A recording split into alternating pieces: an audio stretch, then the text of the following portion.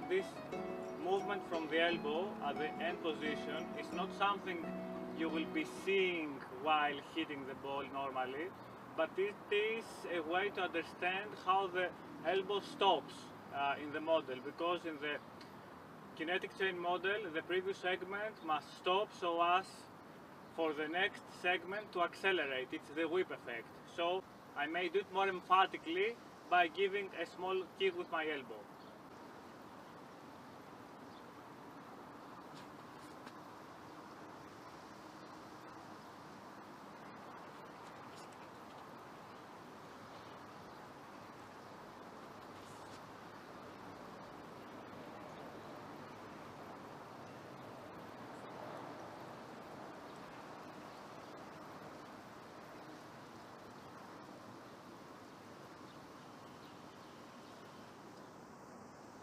So, about the backhand opening position, there are some things to be discussed here. Okay, I'm open now and my hips are vertical to the net. If I open from here and if my racket is vertical to the net, then this shows the sky. The more I bring it back, if I want to increase my opening, the more it should tilt until it reaches 90 degrees when it is parallel to the net. So it's like this, and the more it goes towards the back, the more it tilts until it goes to 90 degrees. So this is like this, and when I open here it's like this.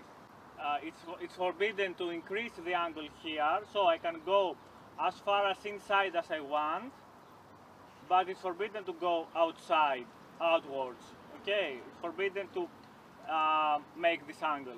And of course I can go, as the more I go to the back, the more it tilts backwards like this, but it's forbidden this to tilt to the other side. So this is okay, this is forbidden, this is forbidden.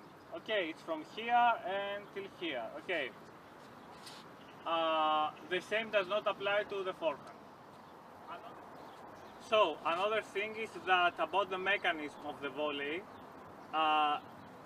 it's not on the sagittal plane exactly. If I hold the racket, this is more apparent than if I hold a bag.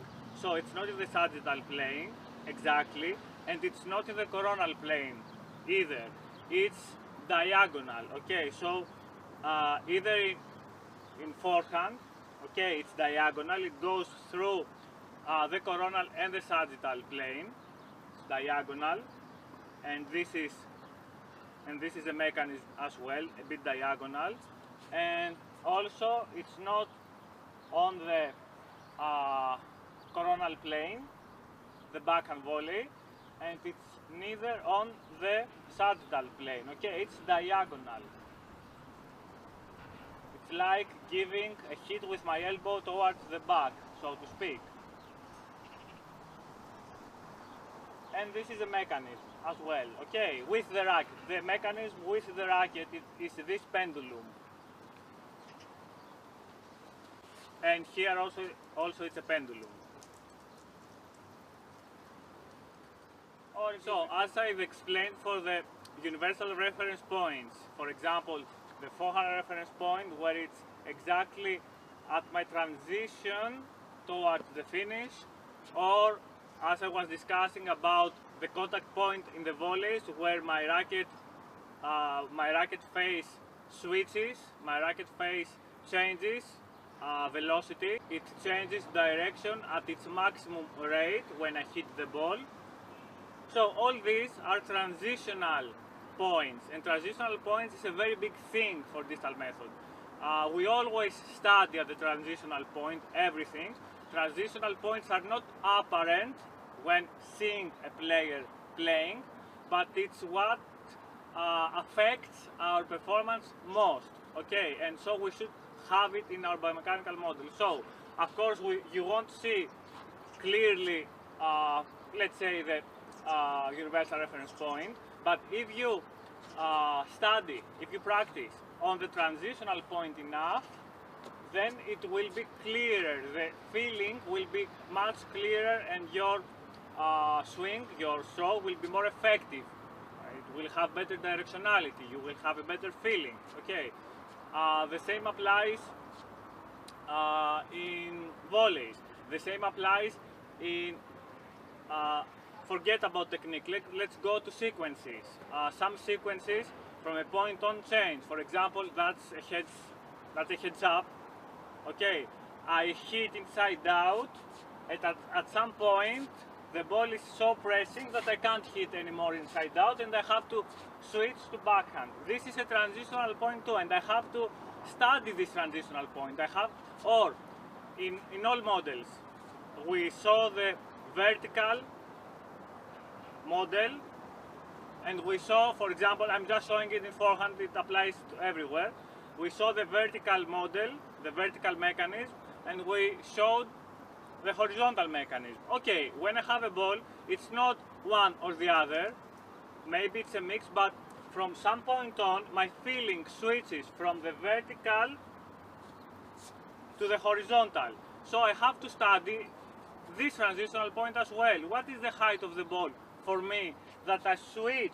I go from my feeling switches from the vertical to the horizontal. I have also to study that. So transitional points is a very big issue in the distal method, and it's everywhere. We meet them everywhere again and again. I want to stress it now from the very beginning. This is in the model. It's to stress that I have to not only mobilize my elbow, which is which is one segment before the last one, because in the kinematic chain there's the whip effect where I have to immobilize the previous segment so as the next segment to accelerate. So I have to immobilize this if I want to achieve the whip effect by doing what is this? This is from the elbow, so it's pronation. Okay, I want to whip the ball with my pronation. The wrist does not participate, and I explain it very thoroughly. It cannot be a part of the kinetic chain for many reasons. One reason is that the lower arm racket system ceases to exist, because if I move my wrist, if I unlock it, then it's the hand racket system which has much less weight and much less inertia. And the other thing is that if I want to use my wrist, I have to immobilize everything else and do this, because the only movement my wrist can perform when fully extended is only flexion.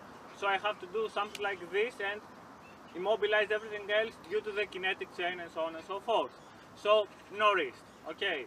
And I don't need to try to not use my wrist. It has to be without any effort, because if I try to do anything, I get problems. I get tendonitis. Okay, so it stays there, and I don't use it at all. I don't force it back, I don't force it forward. It just stays there. Okay.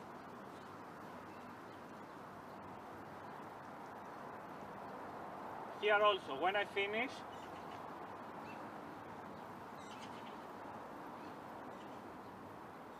it's fully extended as well, okay? It's not like this or like this, it's fully extended. It's as extended as it was in the hitting position. It's the same in the very end.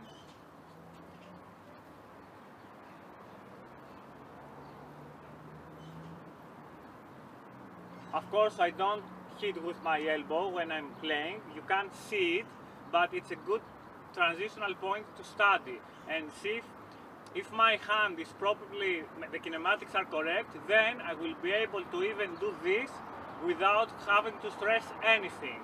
This goes for the serve as well, okay? If the kinematics are correct, then I can go up and not feel any pressure at my shoulder. I should not feel anything. It should be really, really relaxed. It should be dead, okay? Like, okay. And the racket should be very free. I don't try to stop the racket with my shoulder. That's very dangerous, okay? I just accelerate it on the ball.